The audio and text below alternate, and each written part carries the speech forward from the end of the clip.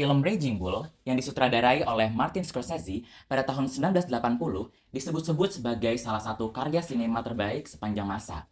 Namun, bagaimana sih Martin Scorsese menceritakan kisah kehidupan seorang petinju dari Amerika bernama Jack LaMotta dalam film Raging Bull ini?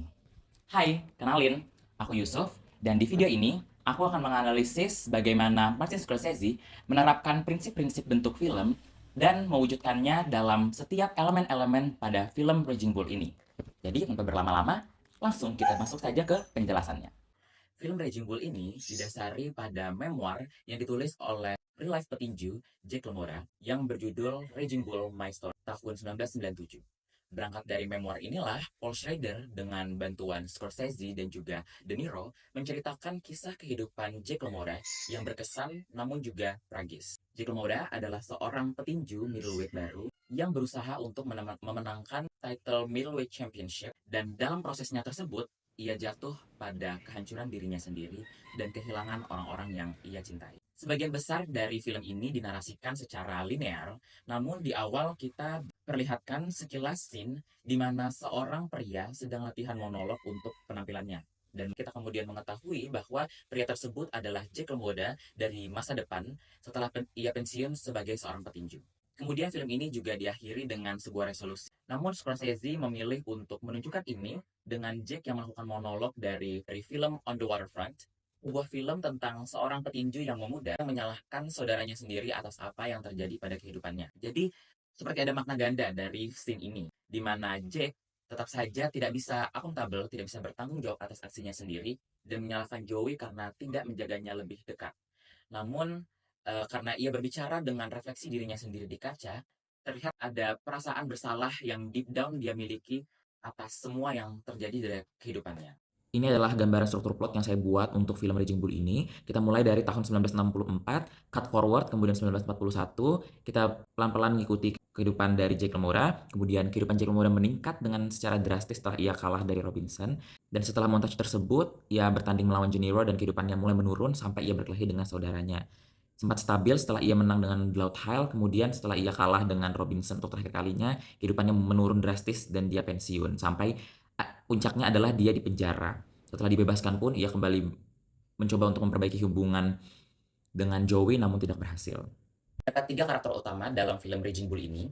Yang pertama ada Jack LaMotta itu sendiri, dan film ini juga seputar kisah kehidupan dari Jack LaMotta. Dan kemudian ada saudaranya, Joey LaMotta. Selain sebagai seorang saudara, Joey juga berperan sebagai seorang manajer dan sahabat bagi Jack. Joey adalah satu-satunya keluarga dan orang yang tetap berdiri di samping Jack, walau Jack bersikap irasional. Kemudian ada juga Vicky. Vicky ini diperkenalkan sebagai seorang gadis cantik yang high maintenance dan memiliki tatapan tajam. Dan bagi Jack, dia adalah seorang wanita yang tidak bisa diraih, yang ingin ia jadikan sebagai trophy wife. Karakter dari Jack ini sendiri adalah orang yang piece of shit, mudah marah pada hal kecil apapun yang menghalangi atau tidak sesuai dengan keinginannya. Ia memiliki self-esteem yang rendah dan juga insecure dengan seksualitasnya. Dia adalah orang yang kasar dan arogan di kehidupan sehari-hari maupun juga di ring. Di kehidupan sehari-hari ia memukuli Vicky, ia kasar dengan orang-orang yang di sekitarnya, dan di ring juga ia dikenal sebagai petinju yang memberikan pukulan yang brutal kepada lawannya. Dia adalah hewan di ring. Oleh sebab itu, mereka memanggil dia The Bronx Bull. Dia juga memandang wanita dengan rendah. Ya, itu antara melihat wanita sebagai dewi perawan yang tidak bisa diraih atau sebagai seorang pelacur jalanan. Juga disebut sebagai Madonna Whore Complex. Inilah karakter trait berulang yang bisa kita lihat dari Jake. Ia sangat sensitif jika itu berkaitan dengan Vicky. Khususnya jika Vicky itu membicarakan atau berinteraksi dengan pria lain, seperti saat ia membicarakan tentang De Niro, berinteraksi dengan Shelby dan juga Tommy, dan bahkan juga Joey, saudaranya sendiri. Ia selalu menganggap Vicky selingkuh dan bertanya pertanyaan yang berlebihan dan tidak masuk akal.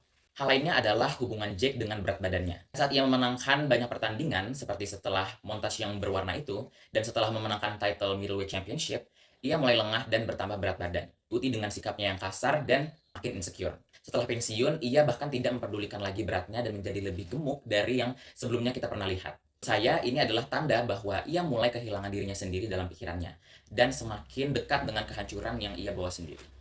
Film ini juga termasuk film yang sangat unik karena di-shot dengan menggunakan warna hitam putih.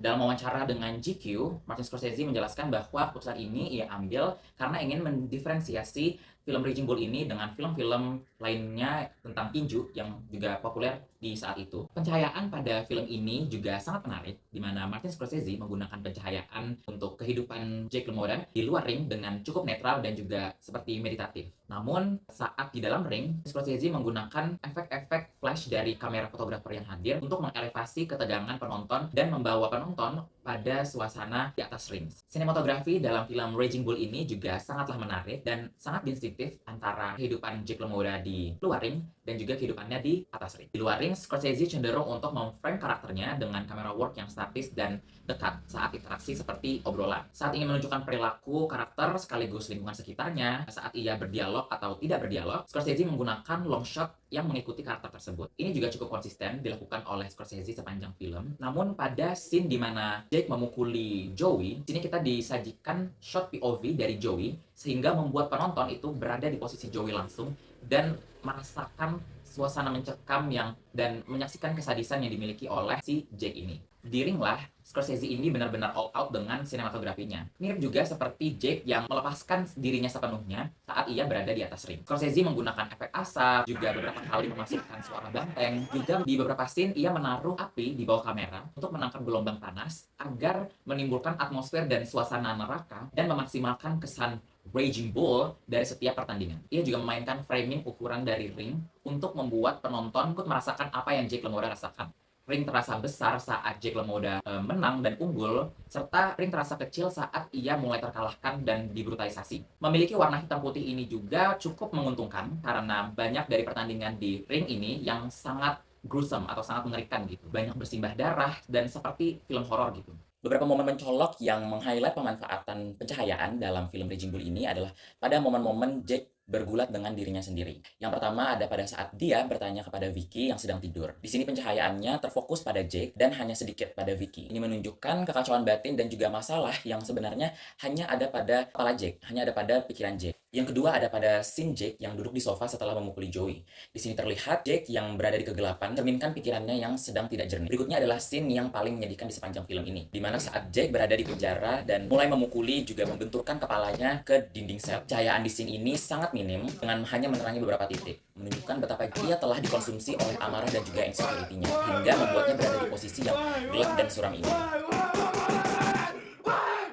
Kostum yang dikenakan oleh para karakter mencerminkan setting waktu dan juga tempat di film ini. Para pria dalam film ini menggunakan setelan, dasi, dan topi di acara formal dan juga night out, serta para wanita menggunakan rambut yang sangat tertata rapih dan gaun yang memperjelas kelukan tubuh mereka. Sebenarnya karena film ini di-shoot dalam hitam putih, kita tidak terlalu melihat bagaimana permainan kostum dan warna yang simbolik dalam film ini. Mungkin satu elemen kostum yang menarik menurut saya dan sering muncul dalam film ini adalah jubah Jake yang bermotif kulit leopard. Ini digunakan untuk menekankan lebih jauh julukan hewan yang kerap ditujukan kepada Jake. Ia menolak disebut sebagai seekor hewan, namun ia mengidentikan dirinya sendiri juga dengan jubah yang bermotif kulit hewan ini. Ini menunjukkan kontradiksi dan juga perdebatan batin yang dimiliki Jake antara menolak untuk dilabeli sebagai hewan, namun secara naluri juga ia menjadi hewan tersebut. Menurut konvensi genrenya, Raging Bull ini termasuk ke dalam biopic karena dia berdasarkan memoir dari seorang di kehidupan nyata yang bernama Jake LaMotta. Film ini menceritakan kisah karakter utamanya yang diangkat dari kisah nyata Jake LaMotta tadi. Namun sebagai film biopic, Raging Bull ini juga menantang formulasi biasa yang digunakan pada film-film biopic dan mengadopsi beberapa teknik film yang dapat dikategorikan menjadi film action. Sebagai sebuah film yang menceritakan kisah kehidupan seorang petinju, film ini tentu akan memasukkan aspek pertandingan tinju karakter utamanya dalam plotnya. Di scene-scene inilah Raging Bull itu menantang konvensi genre dengan mengambil beberapa teknik kamera yang biasanya kita lihat di genre action, yakni cut yang cepat dan juga beberapa adegan slow motion seperti pada scene pertandingan Jake juga Ray. Serta ini ditambah juga dengan visual effect yang menarik dan juga sangat hiperbola. Jadi itu dia tadi analisis film Raging Bull dalam video essay ini. Kita mengetahui bahwa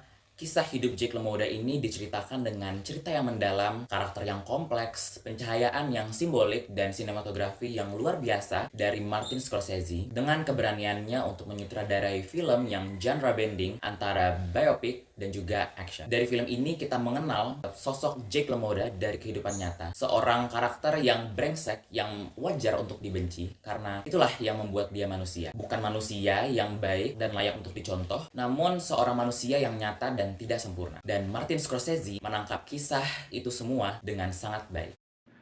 You don't understand. I could have had class. I could have been a contender. I could have been somebody. instead of a bum, which is what I am. Let's face it. It was you, Charlie. It was you, Charlie. How you doing, Jake?